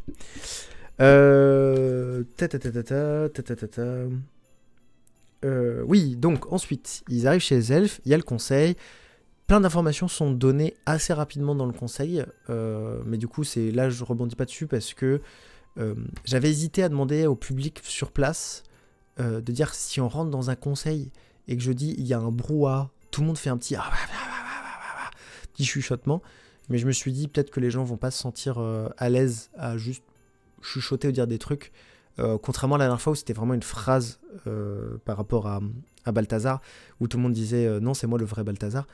Là, je sais pas, je me suis dit ça va peut-être être plus difficile à mettre en place, donc je l'ai pas fait. Peut-être que vous dites mais non, mais si, on aurait pu pouvoir le faire. Bon, c'est un choix que j'ai fait. Mais du coup, le conseil se passe pas trop mal. Il y a l'araignée qui arrive. J'ai improvisé sa voix, vraiment sur le tas. Je savais pas quelle voix lui donner, donc j'ai improvisé ça parce que je voulais en même temps qu'elle fasse peur. Donc il fallait quand même qu'elle ait une voix assez horrible et qu'elle soit très désagréable. Et je pense que ça marche. Très sincèrement, je pense que ça marche. Par contre, j'étais très content qu'elle soit pas là très longtemps parce que je mourais, j'en pouvais plus, ça me faisait mal à la voix. Et en plus de ça, mon eau était plus loin que la bière, donc je buvais plus de bière que d'eau. Ah, c'est dommage. Mais c'est une histoire de logistique, quoi. Si l'eau était plus proche, j'aurais bu plus d'eau, quoi. Quel dommage. Bref. Ensuite, ils ont continué leur route jusqu'à la taverne. Bon, là, je repasse pas sur les éléments de l'ordre dont on a déjà parlé, hein, les enfants et tout ça. Je trouve juste que Amy, elle a un talent incroyable à se saisir de son personnage et à lui donner vie à un côté... En fait, elle a un côté actrice qui est incroyable. Et ça m'avait déjà saisi quand on faisait une campagne, nous, entre amis, chez moi, à l'époque où on faisait pas d'actual play, où en fait, première fois, elle découvrait vraiment le monde du jeu de rôle, et en fait, elle a une capacité à prendre son personnage et à lui donner un truc, et même à s'adapter.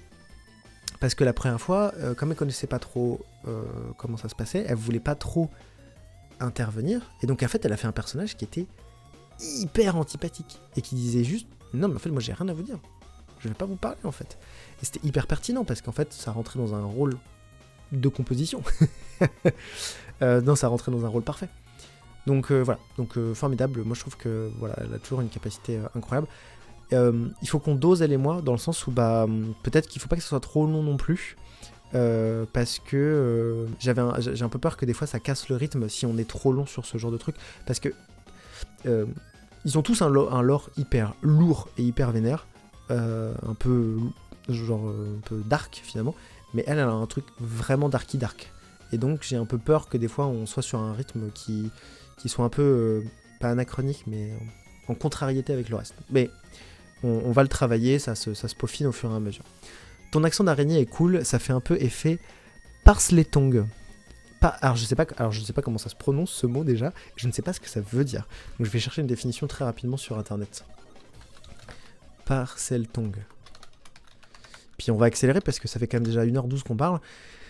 Et ça fait un peu langue de serpent. Ok.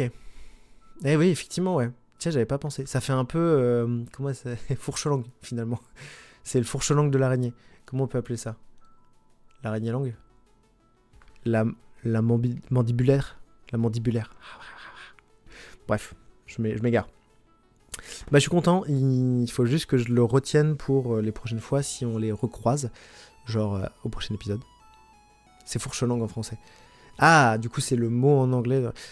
Désolé, j'ai lu Harry Potter en français et j'ai vu les films en français parce que je les ai vus dans ma jeunesse et que voilà.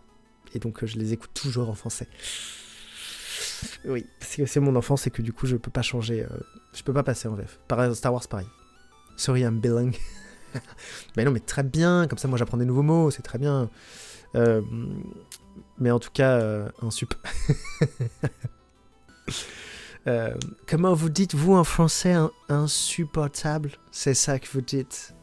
Sorry, j'ai du mal parfois à trouver mes words en fait. J'aimerais trop faire un personnage comme ça. Un personnage parisien de la tech et tout.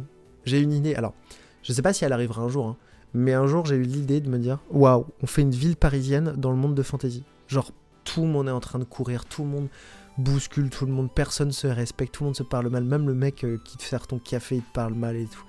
Et c'est insupportable, tout est pollué, tout va vite, les calèches roulent à toute berzingue, tout le monde te coupe la route, c'est insupportable. Et faire des jeux de mots avec Anne Hidalgo et genre toutes ces décisions de travaux et tout. Enfin bref, j'y ai réfléchi et je trouverais ça trop marrant. Je trouverais ça trop marrant. Et puis avec ce côté un peu genre ah ouais bah c'est des elfes et tout, la capitale de l'archipel. Pourquoi pas? Il y a une capitale de l'archipel. Voilà. Une capitale dans le sens où bah l'archipel n'est pas encore très urbanisé, mais pourquoi pas? C'est une idée, Mais oui, j'y réfléchis en tout cas. J'y réfléchis. Moi, l'idée me fait marrer en tout cas.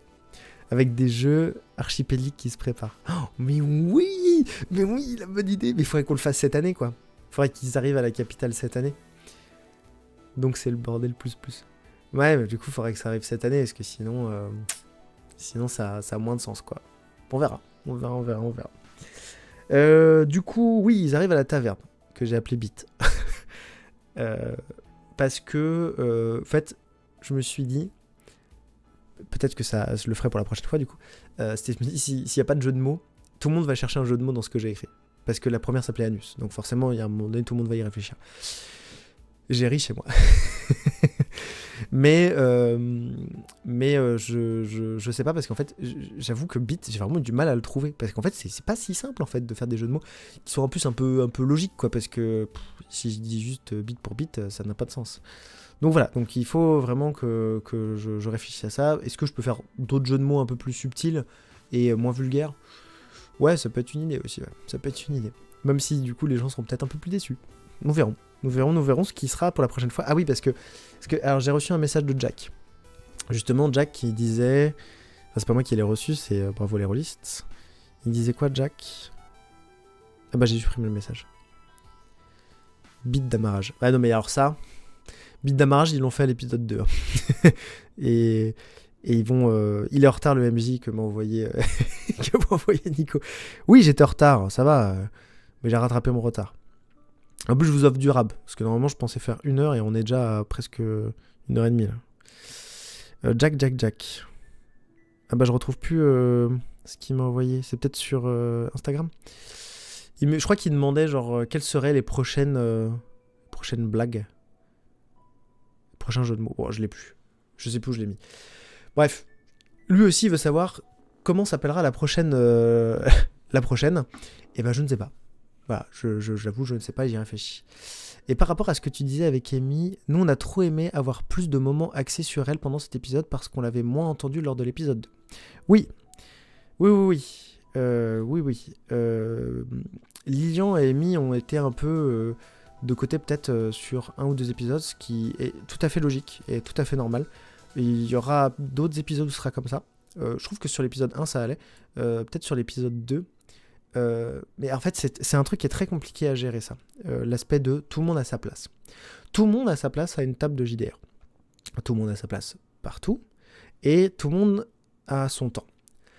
Mais il y a beaucoup de variables. Il y a la variable de t'es fatigué. Il y a la variable de faut que le scénario te plaise. Faut que tu te rentres dans ton personnage. Faut que tu sois pas gêné par ce que tu dis à un tel moment. Ou que t'aies pas l'impression que le public... Et puis nous, on est très sensible à ce que vit le public parce que comme on fait de la scène, des fois, on voit quelqu'un faire juste un... comme ça, et c'est pas du tout pour nous, mais en fait, on va peut-être le prendre pour nous. Enfin, il y a tout ce truc-là. Et du coup, moi, j'étais content, effectivement, d'avoir réussi à mettre un point de l'or à tout le monde sur cet épisode. C'était écrit pour ça. Que tout le monde ait un point de l'or qui soit plus ou moins développé. Parce que par exemple, Valentin, qui lui a pas trop de mal à avoir une place dans le groupe, en fait, je lui ai parlé des tonneaux toxiques, et en fait, il a raconté son passé.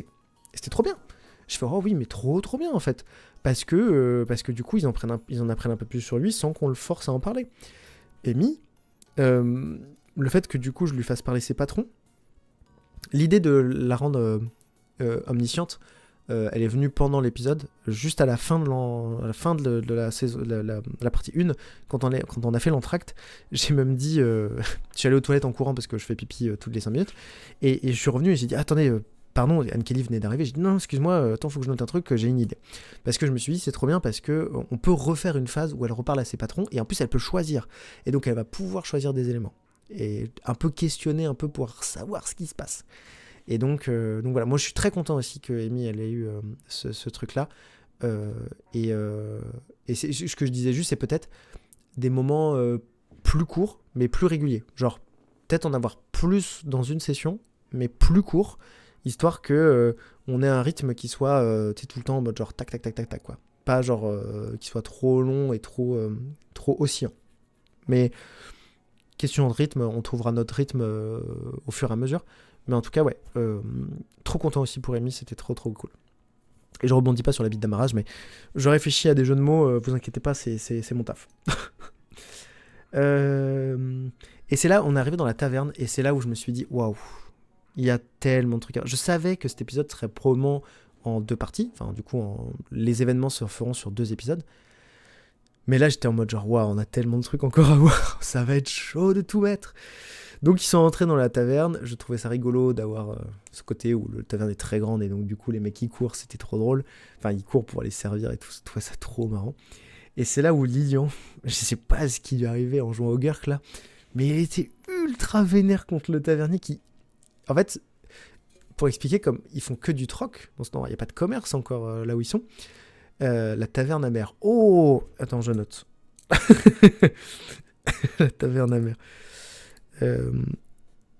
Après, il faut que je vois parce que en le prononçant, je crois qu'il y a une taverne qui s'appelle comme ça dans pas Critical Role, dans Game of Roll.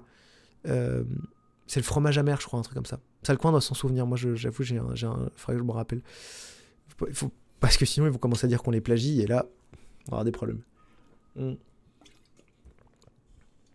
Et donc, à la base, comme ils font pas de commerce, ils ont pas de notion des prix dans les 2 sens. Ministère amer. Ah voilà, c'est le ministère amer. Merci. Taverne amère, ça se lit dans les 2 sens, c'est un anagramme. C'est en lien avec un groupe. Je me souviens plus. J'avoue, je me souviens qu'ils l'ont répété il y a pas très longtemps, mais j'ai oublié pourquoi. Bref, merci. N'hésitez pas à mettre des jeux de mots, hein, je vais les noter au fur et à mesure. Du coup, oui, comme ils n'ont pas de notion de commerce, les pièces d'or pour eux, bah en fait, ils s'en foutent et surtout, bah ça n'a pas de sens pour eux en fait. Même s'ils viennent du continent, aujourd'hui, ils ont plus conscience de ce que c'est. Et amer et amer. La taverne à maman et au bord de la mer. Amer, amer. Rem, ram, rema. Bref, j'ai réfléchi. Le con. Oh oui, le conseiller onirique. Ou le conseil onirique national. Le con. Le con. N'hésitez pas, je note. Je note pas, je noterai après parce que je vais finir de parler. Donc voilà, donc je voulais qu'il joue au troc et ça n'a pas satisfait Lilian qui a voulu absolument faire en sorte de l'embêter jusqu'au bout. Donc moi je suis rentré dans le jeu, c'était marrant, c'était assez rigolo, on s'est bien marré, mais ouais, du coup on aurait pu aller plus loin après dans d'autres trucs. Mais non, on est resté très longtemps à la taverne, j'avais pas grand chose à dire sur ce moment-là, parce que c'était rigolo. Est-ce que c'était un peu long peut-être ça j'avoue, moi je suis pas dans le public donc je vis le temps différemment que vous mais voilà, Lilian prenait sa place, faisait des trucs de barde hein, en vrai hein. C'est genre essayer de négocier des trucs et tout, typical personnage de jeu de rôle. Donc moi ça m'allait très bien et après c'était le moment infiltration. J'ai trouvé que les comportements de Lilian n'avaient pas eu assez de conséquences. Du moins pour le moment. Oui, se faire virer et tout. Oui, après, l'idée, c'était pas spécialement qu'il y ait ce côté de... Il y a un videur et il le vire. Non, parce qu'en fait, ils sont hyper aimables. Et en fait, justement, le tavernier, il est pas habitué à ce genre de comportement vu que tout le monde est ultra gentil. Hein. Chez les elfes, ils sont en clan ensemble et tout, ils vivent tout le temps ensemble et en autarcie, donc pas le choix d'être gentil entre eux. Et il a rarement des visiteurs extérieurs, donc il était juste content d'avoir des visiteurs extérieurs et que ça le mettait en difficulté par rapport au reste du groupe parce que s'il en vire un, bah peut-être que le groupe aurait dit oui, nous on s'en fout, mais lui il le sait pas, le tavernier. Donc c'est pour ça qu'il était, on va pas dire pas gentil, mais tolérant. Et là-dessus, il n'y a pas eu trop de conséquences. Et en même temps, c'est pas là où il y a des conséquences les plus dramatiques qu'il y aurait pu avoir, quoi. Donc voilà. Donc je suis pas... en tout cas, je prends note. Je serai peut-être plus sévère les prochaines fois. Mais c'était pas spécialement là que j'avais envie d'être sévère. C'était pour l'après, du coup, où là, il y a des vrais risques dans l'infiltration. Et donc... Infiltration, ils arrivent enfin dans la nouvelle maison, enfin dans les maisons, et ils fouillent un peu toutes les maisons. Et donc ça c'est cool parce que j'avais pas pensé à ce qu'ils se séparent. Et ils sont séparés. Quand ils sont séparés, j'ai fait genre merde. Auberge Bitor. Bitor, petit cordage composé de 2, 3 ou même 4 fils de carré. Alors, ce qui est marrant c'est que tu as utilisé le mot Bitor, que tu as défini, mais je comprends pas les autres mots, genre carré par exemple. Je sais pas ce que c'est. Donc il faut redéfinir les mots dans la définition. Comme moi je ne peux pas mettre les pieds sur un bateau, je ne connais pas les mots. Et pourtant toute mon aventure est sur un bateau. Fait chier. Je suis nul. J'aurais dû réfléchir avant.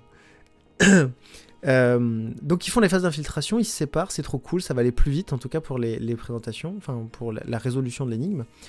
Et c'est surtout un truc que j'avais pas pensé, c'est qu'ils utilisent leurs parchemins. Je leur ai donné 5 parchemins au début de partie, et en fait je pensais pas à ce qu'ils les utilisent, et Amy a immédiatement utilisé le parchemin pour parler au mur. Mais oui, je suis con, les maisons c'est rempli de murs, j'aurais dû y penser en fait quand j'ai écrit mon truc. Je sais pas pourquoi ça m'est pas du tout venu à l'idée. Donc elle s'est jetée sur un mur pour lui parler. Et par contre, ce que j'avais anticipé, c'est le comportement des murs. Et je m'étais dit, les murs pas porteurs, ils ont une vie assez tranquille et ils sont un peu frêles et fragiles et hyper dociles. Mais les murs porteurs, c'est des murs porteurs quoi. Donc ils essayent de s'imposer. Et ils ont vu par contre des trucs de ouf, des trucs horribles et inimaginables. Ils savent presque tout parce qu'ils sont là dans la maison depuis... Enfin, c'est les bases de la maison quoi. Et donc, ouais. Et donc, c'est là que Sarah Anna a dit... mais ton esprit est malade. Et c'est vrai, j'ai un esprit malade, et je suis très content de cette histoire de truie, tout ça. Je trouvais ça rigolo, voilà. Je trouvais ça marrant. C'est dégueulasse, mais je trouvais ça rigolo. Et donc, ils font la visite, les chiens. Important, ça, les murs porteurs. J'adore les murs porteurs. Donc, je trouvais ça rigolo qu'ils soient plus importants que les autres et tout. Je voulais pas non plus faire ce côté où ils se parlent entre eux et tout, parce que j'avais un peu peur que voilà, ça soit un peu trop le brouillon, quoi. Incroyable l'interprétation du mur. Ah, merci. Merci. Alors, celle-là n'a pas été travaillée. Je travaille régulièrement mes voix, mais celle-là, c'était de l'impro. Et rip la truie. Ouais, la truie. Ah oui, et à un moment, alors, je vais dire que je suis encore très fan de moi. J'ai adoré le moment des chiens. Parce que, évidemment, j'avais encore oublié qu'Amy, elle peut parler vraisemblablement à tout. Et donc, elle pouvait parler aux putains de chiens que j'avais prévu. Et donc, j'avais prévu que les chiens qu'on puisse communiquer avec les chiens, mais dans le moment où on s'infiltrait, pas au moment où ils ont été repérés. Ce qui fait que du coup, les chiens étaient ultra vénères et je trouvais ça trop marrant de faire oh, vas-y, je vais te défoncer. Et qui sont un espèce de. Tu sais, de bandits, mais genre pas crédible du tout. Et je trouvais ça trop marrant. Je sais que Valentin est venu m'en reparler. Il a vraiment trouvé ça très drôle. Et moi, ça m'a beaucoup fait rire. Et les autres maisons, en fait, j'en parle pas trop parce que là, il s'est passé beaucoup de choses dans celle-là. Alex, elle a beaucoup joué son infiltration très sérieux et tout, donc c'était cool. Un peu humoristique parce que du coup, elle a fait des trucs en mode genre, je déplace la porte, etc.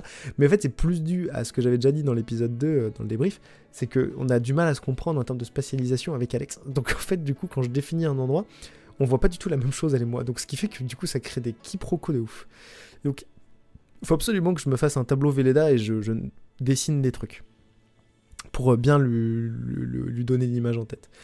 Mais ouais, le reste, ils se sont débrouillés tout seuls pour justement créer des situations humoristiques. Enfin, Lilian et Valentin, ils étaient sous, donc ils disaient n'importe quoi, et c'était trop marrant. Mais même moi, même moi, il y a plein de moments où j'ai beaucoup rigolé, mais alors là, c'était tellement drôle, quoi. J'ai adoré, enfin, c'était passionnant, quoi. Les filles, du coup, il y a le coup des chiens et du mur, enfin, trop marrant, quoi. Mais ils n'ont pas pu arriver au point. Alors j'avais prévu qu'en fait dans chaque bureau ou endroit, donc soit ils pouvaient interroger dans la chambre des gens, soit ils pouvaient trouver des documents dans les bureaux, et aucun, alors certains n'avaient même pas le contrat. Il y avait une lettre où on comprenait qu'en fait ils étaient tellement teubés que ils trouveraient rien. Parce que le général avait considéré qu'ils n'étaient pas assez intelligents. Un autre, le document est déchiré. Dans l'autre, le document est là, mais il y a marqué dessus « on ne signera pas ». Et donc, ça conduit à dire « forcément, c'est la maison du chêne ». Auberge Chouf, surnom donné au garde du quartier maître de première classe. Chouf, c'est aussi le nom donné à une boisson. C'est une boisson que j'aime bien. C'est à Noël. Buvez pas trop de chouf, c'est très dangereux pour votre santé. Et du coup, l'idée c'était qu'en fait ils visitent maison, ils se disent en fait c'est la maison du chêne, qu'ils y aillent, que l'enfant qui lui avait déjà été prévu soit de l'avance, et en fait en fonction du temps qu'ils avaient mis, des recherches, etc., l'enfant se faisait plus ou moins choper. Si ils fouillaient une à une les maisons, qu'ils étaient longs dans leur fouille, qu'ils trouvaient pas les indices, que c'était long, l'enfant se faisait choper. S'ils étaient rapides, l'enfant se faisait pas choper. Et comme en fait ils ont été directement à la maison du chêne parce qu'ils la suspectaient de ouf, normal, ils ont trouvé l'enfant, qui lui avait trouvé effectivement l'élément qui faisait que l'enquête va très vite. Mais l'enquête n'est pas résolue parce qu'ils n'ont pas réussi spécialement à convaincre les autres elfes que c'était bien le document véritable et que c'était signé de la conseillère. La conseillère allait les tuer. Que va-t-il se passer dans la suite ? Est-ce qu'ils arriveront à expliquer ce qui se passe ? Est-ce que les autres elfes des autres maisons vont dire non, mais en fait on va pas les tuer parce qu'en fait ils ont l'air d'être gentils et ils ont trouvé le fameux contrat que toi tu as signé, la chef des elfes. Et que va faire le frère de Dulbar qui vient de débarquer et qui vraisemblablement a pu arrêter le temps ? Tadam. Moi j'ai déjà plein d'idées là. J'ai immensément plein d'idées. J'ai déjà commencé à réfléchir hier sous ma douche, parce que c'est le seul endroit où je réfléchis à peu près correctement. Sachant qu'actuellement, alors, mauvaise nouvelle, on n'a plus d'eau chaude. Donc on est très triste avec mon colocataire. Alors ils ont l'air d'être gentils. Pas sûr. Alors, non, ils sont, comment dire, comment on peut dire ça? Ils sont, merde, comment on parle des gens qui sont pas sages là et qui sont et qui se qui refusent l'autorité là, des enfants un peu, c'est pas intolérant mais pas sages. Qui remettent en question l'autorité. Alors, j'ai le mot sur le bout de la langue, je l'ai plus. Bon, ils sont subversifs. Ils sont très subversifs et ils sont très colériques et ils sont très vénères en vrai. Ils sont très très vénères contre tout. Mais potentiellement, les elfes ont trouvé un ado. Ma mère, c'est de quoi qu'elle parle parce qu'elle parle de moi. Elle a insolent, voilà. Parfait. Comme moi, du coup, je suis un être amendement innocent et insolent, pardon. Et c'est pas parti depuis que je suis adolescent. C'est toujours le cas. Mes anciens directeurs et maires peuvent en témoigner. Du coup, voilà. On ne sait pas ce qui va se passer. Est-ce qu'ils arriveront à renégocier? Est-ce que le frère de Dulbar va intervenir? Comment va-t-il intervenir? Est-ce que Dulbar va revenir? Est-ce qu'ils vont réussir à retrouver le général Mascu après tout ça? Là, nous verrons bien. Je me permets de regarder un peu mes notes parce que je me dis, est-ce que j'ai pas oublié quelque chose? Non, je n'ai rien oublié de ce que j'avais à dire. C'est une construction, comment dire, un peu plus... en fait, un peu plus longue parce qu'en fait, elle s'étend... Je le savais, qu'elle s'étendrait sur 2 épisodes, étant donné la longueur de ce que j'avais prévu, le nombre de détails, le nombre de choses que je voulais, à la fois du lore des joueurs, des temps pour eux, et une enquête. Tout ça en 3 heures, avec un jeu public. C'était impossible. Mais moi, j'ai bien aimé cet épisode. Alors, à titre personnel, je l'ai moins aimé que les autres, tout simplement parce que je suis hyper exigeant vis-à-vis de moi-même. Et donc, du coup, j'ai eu du mal à être satisfait de moi dès le début. Et donc, ça m'a un peu mis dans ce truc-là. Et ça arrive. Il y a des jours comme ça, on arrive au taf et on se dit, j'arrive pas à ça. Et puis, toute la journée, on est bloqué avec cette idée en tête et c'est pas bon, quoi. Mais je suis quand même très content de l'épisode. Je pense juste qu'il est extrêmement perfectible. Mais je suis quand même très très content de ce qui s'est passé. Vraiment, par contre, j'ai beaucoup ri. je pense que ça s'est vu qu'on passe tous un très bon moment. Et moi, particulièrement, j'ai même pleuré à un moment de rire parce que quand Sarah Anna a dit « Mais ton cerveau est malade !» j'ai explosé de rire. Moi, j'ai bien rigolé. Et écoute, ça me fait vraiment plaisir. Au bab. Ça me fait vraiment plaisir que vous ayez rigolé. Tu n'es pas la seule à m'avoir fait de ce genre de retour, donc c'est que l'épisode était bien. L'épisode était bien. Je suis juste un... comment on dit quelqu'un qui cherche à aller toujours plus loin. Voilà. Mais je suis satisfait, on a fait des choses différentes, tout le monde a vu des choses différentes, tout le monde a passé un bon moment. Donc voilà. Donc je m'en réconforte. Je m'en réconforte. Et puis voilà, oui, tout le monde a rigolé. Perfectionniste. J'ose pas le dire parce que je me considère pas comme ça, et je pense qu'il y a des gens qui sont bien plus perfectionnistes que moi. Mais effectivement, j'aime bien quand c'est bien calé, quoi. Mais oui, un peu, tous les gens qui sont venus nous faire... je me spécialise en phrases à trous. Merci. J'espère que tu viendras sur les autres lives parce que j'ai souvent ce problème quand même. Mais voilà, les gens qui sont venus, qui découvraient, ils étaient très contents. Les gens qui étaient là à l'épisode 1, à l'épisode 2, à l'épisode 3 étaient là. Il y a des gens qui étaient à l'épisode 2 qui sont revenus. Bref, des copains qui sont venus. Enfin, ça fait trop plaisir. Voilà, donc moi je suis très content. Et puis j'ai passé un très bon dimanche lundi après pour me reposer. Donc c'était très cool. Très cool, on a très bien mangé. Donc voilà, très bien mangé, très bien bu. La peau du ventre bien. Et je vous laisse finir ça. Qu'est-ce qui se passe maintenant? La prochaine, c'est dimanche 5 mai. Vous pouvez le noter dans votre agenda. Je dis ça, genre c'est... Vous pouvez noter dans votre agenda. Tendu, bien joué. Vous pouvez noter dans votre agenda pour le prochain cours. Ça sera donc évidemment le 5 mai. Ça sera notre rendez-vous mensuel, comme d'habitude. Au désordre, bien sûr. Alors, qu'est-ce qu'on a d'autre? Donc on a fait le débrief du MJ, c'est cool. Il y a lecture et camomille dimanche. Donc pour ceux qui ne connaissent pas le concept, c'est Alex qui lit des romans fantastiques qui nous ont été prêtés par l'édition critique avec des auteurs différents. Donc elle lit Miska en ce moment. Et moi je suis là aussi, mais moi j'écoute.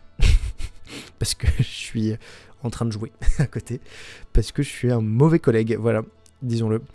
Qu'est-ce qu'on a d'autre ? On a le fameux live dont vous êtes le héros le 25 avril. Et on va jouer à Baldur's Gate 3 le 16 avril avec Alex. Si vous n'avez pas suivi, vous pouvez tout voir les rediffs sur le YouTube où on met toutes nos rediffs partout, tout le temps, partout. Comme ça, vous pouvez rattraper ou découvrir ce qu'on fait. Essentiellement de la merde. Voilà. Et effectivement, vous pouvez soutenir en étant là déjà. Ça, c'est déjà un énorme soutien psychologique, moral, et ça fait trop plaisir d'avoir des gens. N'hésitez pas à nous suivre sur les réseaux sociaux aussi, bien sûr, parce que ça aussi, c'est du soutien pour nous. En fait, il faut savoir que nous, notre politique, c'est de viser bien sûr le travail avec des prestataires privés et des partenariats privés. Dans l'idée, on aimerait que ça ne gâche pas, bien sûr, ce qu'on fait d'un point de vue artistique. En fait, on voudrait, c'est mon rêve, c'est de dire, en fait, là, par exemple, je fais le débrief, et après, on me dit, bah, vas-y, tu fais une sponsor sur un jeu de merde, là, sur Red Shadow Legends. Je fais 2 heures sur Red Shadow Legends, et en fait, moi, après, ça me permet de financer, du coup, bravo les rôlistes, à temps plein, et en fait, on peut se dire, ok, bah, c'est cool, en fait, on a suffisamment de fonds derrière pour pouvoir le financer. Donc, n'hésitez pas à nous suivre sur les réseaux sociaux, parce que c'est ça, le critère aussi pour avoir des partenaires, c'est d'être très visible. Vous êtes au courant aussi de toutes les informations qu'on fait, de toutes les bêtises qu'on dit, et ça, c'est cool.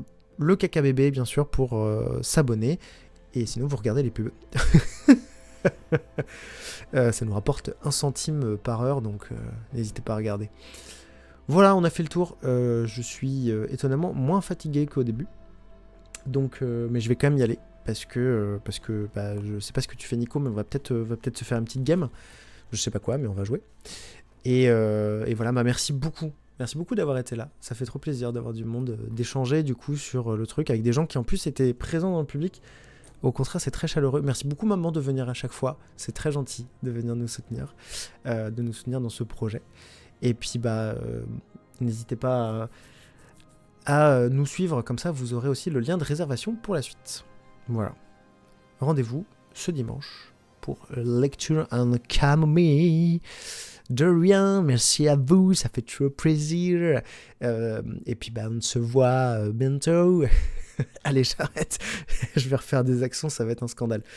Merci à vous, je vous souhaite une excellente soirée, une excellente nuit, et on se voit tout bientôt. Je vous envoie des énormes cœurs. Bonne nuit et bonne soirée, maman. Bisous Baobab, bisous Nico, à tout de suite sur Discord. Love, love, love.